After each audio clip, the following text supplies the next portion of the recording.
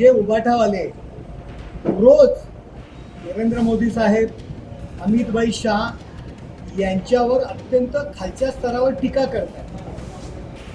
नरेंद्र मोदीजी, अमितभाई शाह यांना अब्दाली बोलतायत, लुटारू बोलतायत, महाराष्ट्राचे लुटारी बोलतायत. अगदी खालच्या स्तरावरती गेलेले आहेत की त्यांच्यावरती गुन्हा दाखल करा. रोज उबाटावाले संघावरती पण टीका करतायत, संघाच्या भूमिकेवरती आक्षेप घेत आहेत. वक अमेंडमेंट बिलाच्या विरुद्ध नको त्या पद्धतीने या जमिनी मोठ्या मोठ्या उद्योगपतींना देण्याकरता वक अमेंडमेंट बिल आणलं अशा पद्धतीच्या टीका करतायत. आणि त्यांना चंद्रकांत पाटील साहेब सत्तेत घ्या म्हणतील असं मला काही वाटत नाही. चंद्रकांत पाटील अशा पद्धतीने बोलले असतील, मी काही त्यांचं वक्तव्य ऐकलं नाही. कारण जे उबाठावाले रोज नरेंद्र मोदी साहेब, अमितभाई शाह यांच्यावर अत्यंत खालच्या स्तरावर टीका करतात. नरेंद्र मोदीजी, अमितभाई शाह यांना अब्दाली बोलतायत, लुटारू बोलतायत, महाराष्ट्राचे लुटारी बोलतायत.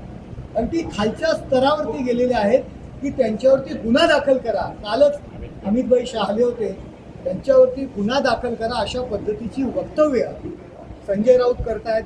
म्हणजे एवढ्या खालच्या स्तरावर आलेत की त्यांनी शिवाजी महाराजांचा अपमान केला अशा पद्धतीची वक्तव्य करून अमितभाई शाह यांच्याविषयी महाराष्ट्रामध्ये प्रचंड क्रोध निर्माण करण्याकरता उबाटावाले बोलतायत. ते काही चंद्रकांत पाटील ऐकत नाही आहेत का? आणि मग आमचा विरोध तुमचा विरोध नाही आहे का? आणि मला असं वाटतं की पाटील साहेब अशा पद्धतीने बोलले नसतील. ते ज्येष्ठ भाजपाचे नेते आहेत. रोज उबाटावाले संघावरती पण टीका करतायत, संघाच्या भूमिकेवरती आक्षेप घेत आहेत. वक अमेंडमेंट बिलाच्या विरुद्ध नको त्या पद्धतीने या जमिनी मोठ्या मोठ्या उद्योगपतींना देण्याकरता वक अमेंडमेंट बिल आणलं अशा पद्धतीच्या टीका करतायत. आणि त्यांना चंद्रकांत पाटील साहेब सत्तेत घ्या म्हणतील असं मला काही वाटत नाही. कारण चंद्रकांत पाटलांना या सगळ्या गोष्टी माहीत आहेत की मोदी साहेब आणि अमित शाह यांच्यावरती अतिशय खालच्या स्तरावर टीका करणाऱ्यांना चंद्रकांत पाटील कसे सत्तेत घेऊ शकतात. सर, पक्ष वाचवायचा असेल चंद्रकांत खैरे, अंबादास दानवे यांची काही उद्धव ठाकरे यांना काही गरज नाही आहे. खैरे आता ज्येष्ठ झालेले आहेत. खैऱ्यांवरती नेहमीच अन्याय केलेला आहे. सध्या चलनी नाणं आहे आणि उद्धव ठाकरे चलनी नाण्याला महत्त्व देतात. खैरे साहेब ज्येष्ठ झालेले आता काही ते देऊ शकत नाही आहेत, त्यामुळे त्यांच्याकडे ते दुर्लक्षित आहेत.